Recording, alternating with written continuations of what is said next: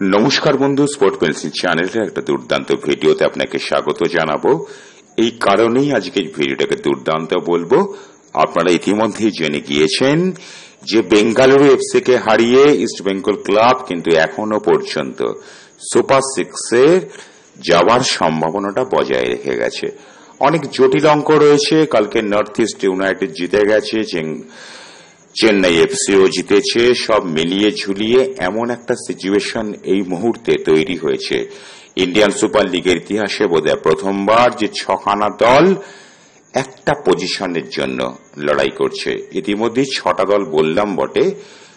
Punjab FC ছিটকে গিয়েছে, north east United, Chennai FC আমাদের সব থেকে বড় প্রতিপক্ষ, এবং সব থেকে বড় যে প্রতিপক্ষটা ছিল সে বেঙ্গালুরু এফসি কে আজ ঘরের মাঠে ইস্ট বেঙ্গল যেভাবে পর্যদস্ত করে জয়ের মালাটা বরণ করে নিয়েছে, নিঃসন্দেহে ইস্ট বেঙ্গল ক্লাবের ইতিহাসে একটা সর্বোত্তম জয় বা মাইলস্টোন হিসাবে চিহ্নিত হয়ে যাবে।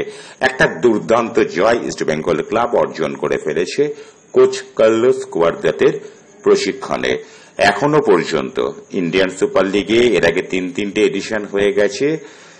20 নম্বর ম্যাচ অব্দিও ইস্ট বেঙ্গল ক্লাব টিকে রয়েছে সুপার সিক্সে যাওয়ার, বা তার থেকেও যে বড় যে কথাটা আমি আজকে আপনাদেরকে বলবো, 21 পয়েন্ট পেয়ে ইস্ট বেঙ্গল ক্লাব সর্বোত্তম। এর আগে তিনটে ইন্ডিয়ান সুপার লিগের ইতিহাসে ইস্ট বেঙ্গল কখনো 21 পয়েন্ট অর্জন করতে পারেনি। আপনারা তথ্য পরিসংখ্যানটাকে দেখে নেবেন।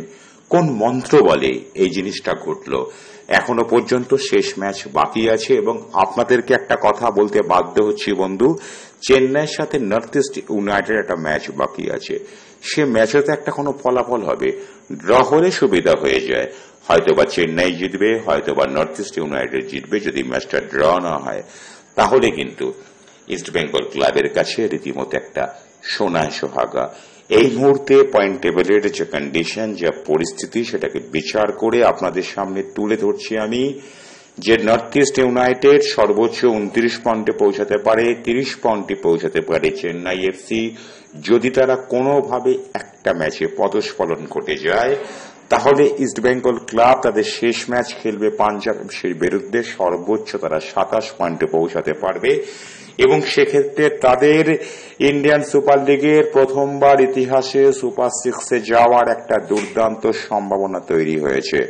আমি কুর্নিশ জানাবো ইস্ট বেঙ্গল ক্লাবকে, তাদের ফুটবলারদেরকে, কোচিং স্টাফদের, কোচকে এবং সহকারী কোচকে। যেভাবে বেনো জর্জ এই দলটাকে, আমি বেনো জর্জের নামটাকেই একদম প্রাধান্য দিয়ে দিচ্ছি। ইস্ট বেঙ্গল ক্লাবের সব থেকে বড় সমস্যা যে কোচ কার্লোস কুয়াদ্রাত তার স্বদেশ প্রীতির জন্য একজন স্প্যানিশ ভদ্রলোকের উপরে ভীষণভাবে নির্ভর করে। দুটো ম্যাচে হঠাৎ করে একটা দুর্ঘটনা ঘটার ফলে কোন এক বেনো জর্জ প্রাধান্য পেলেও তিনি সামনের সারিতে এলেন এবং এসে তিনি ম্যাজিক দেখিয়ে দিলেন। আমি দাবি জানাচ্ছি স্পোর্ট পেন্সিল চ্যানেলের পক্ষ থেকে, অসংখ্য ইস্ট বেঙ্গল সমর্থকের পক্ষ থেকে, যদি ভুল করে থাকি আপনারা আমাকে পরিমার্জনা করবেন, আমার সমালোচনা করবেন, যে এবার থেকে বেনো জর্জকেই যেন কোচ কার্লোস কুয়াদ্রাত পরামর্শ তথা বিষয়ে এগিয়ে দেন।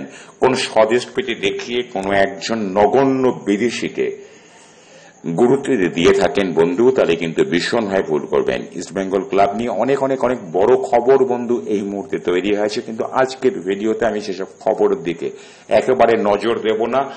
আজকে বরং বন্ধু আমরা নজর দেব যে কিভাবে দিনের পর দিন ওই জর্জ কেন সহকারী কোচকে বেনো জর্জকে দিনের পর দিন এই কোচ কার্লোস কুয়াদ্রাত পদানত করে রেখেছেন। ভারতীয় হিসাবে আপনাকে এটা মানতে হবে, মহান স্পোর্টিং ক্লাবের ইতিহাসটাকে যদি আমরা সামনে রাখি, সেখানে কোন এক দীপেন্দু বিশ্বাস আলো ছড়াচ্ছেন। কোচ কার্লোস কুয়াদ্রাত বরাবরই তার বিরুদ্ধে সব থেকে বড় অভিযোগ আজকে স্পোর্ট পেন্সিল জানাচ্ছে, তিনি স্বদেশ প্রীতি দেখিয়ে ইস্ট বেঙ্গল ক্লাবকে একদম শেষ পর্যায়ে নামাচ্ছেন। তার যোগ্যতা নিয়ে কোনো প্রশ্ন আমরা এই মুহূর্তে তুলব না, কিন্তু আজকের এই ভিডিওতে আমরা এই প্রশ্নটা অতি অবশ্যই তুলব যে কোচ কার্লোস কুয়াদ্রাত তার স্বদেশ প্রীতি দেখিয়ে কোন এক অযোগ্য ব্যক্তিকে গুরুত্ব না দিয়ে যদি আমাদের বেনো জর্জকে গুরুত্ব দেন তাহলে ইস্ট বেঙ্গল ক্লাব এগোবে। আপনি কোচ কার্লোস কুয়াদ্রাত স্পষ্ট ভাষায় বলেন আপনি ইস্ট বেঙ্গল ক্লাবকে চান না পেশাদারিত্ব দক্ষতায় দাঁড়িয়ে আপনি পয়সা ইনকাম করে আপনার কোন সহকারী কোচকে নিয়ে ইস্ট বেঙ্গল ক্লাবের ভবিষ্যৎকে একদম তলানিতে ঠেকিয়ে আপনি বেরিয়ে যাবেন। এই মরশুমে আপনি কোচ থাকছেন, আগামী মরশুমে আপনি থাকবেন কি থাকবেন না সেটা পারফরমেন্সের ভিত্তিতে নির্ভর করবে। কোন চ্যানেল বন্ধু আপনার বিরুদ্ধে কোনো কথা বলবে না। আজকে স্পোর্টস পেন্সিল চ্যানেলে পার্থ আপনার বিরুদ্ধে কথা বলতে বাধ্য হচ্ছি। যেভাবে আপনি স্বদেশপ্রীতি দেখিয়ে ইস্ট বেঙ্গল ক্লাবকে জলাঙ্গিতে পাঠাচ্ছেন, কোন এক বেনজজ আমাদের ভারতীয় তিনি আপনার সামনে রুখে দাঁড়িয়েছেন, পরোক্ষভাবে তিনি ইস্ট বেঙ্গল ক্লাবকে সাফল্যের সরণিতে নিয়ে এসছেন।